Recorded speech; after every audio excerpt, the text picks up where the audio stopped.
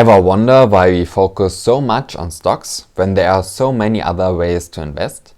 Real estate, bonds, crypto, Pokemon cards. They all seem like options, right? The major asset classes we have a lot of historical data on are stocks, real estate, bonds, money market, that are like saving books and accounts, gold and commodities. Other more exotic asset classes like art, old cars, etc. are to be considered more in the realm of speculation than serious investing. Of course, if you are an expert in the field, perhaps you can spot great investment opportunities that no one else can, but probably you are just speculating.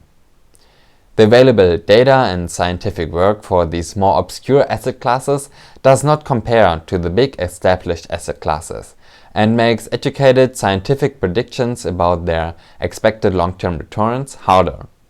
Chances are you will always find a buyer with reasonable transaction costs for stocks, bonds, etc. But who knows if anybody will still care in 40 years about the limited Pokemon booster packs and Lego builds you have hidden in your attic.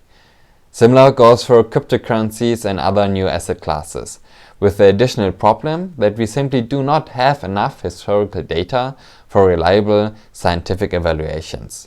With cryptocurrencies that might have already changed a little bit and might also change further in the future, as we get more data and scientific papers on the topic.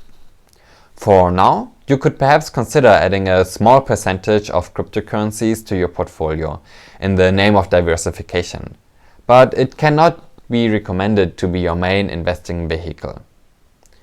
Even then, I would be surprised if this recommendation would change drastically in the next few decades. So then, for the historical long-term returns without inflation, 124 years from 19,000 to 2023, Comma found the following returns per annum: 5.1% for stocks, 2.4% for real estate, 1.8% for bonds, and 0.5% for gold, and 0.3% for commodities. From comma 2025. There are a lot of scientific debates to be had how and why the returns of the asset classes are as they are. But for an investing crash course short, it should be enough to note down: in the long term, stocks are the most volatile asset class, but they also have the highest expected return. Who knows, maybe that could change in the future, but to my knowledge there is no convincing argument why we should believe that to be happen with a high likelihood.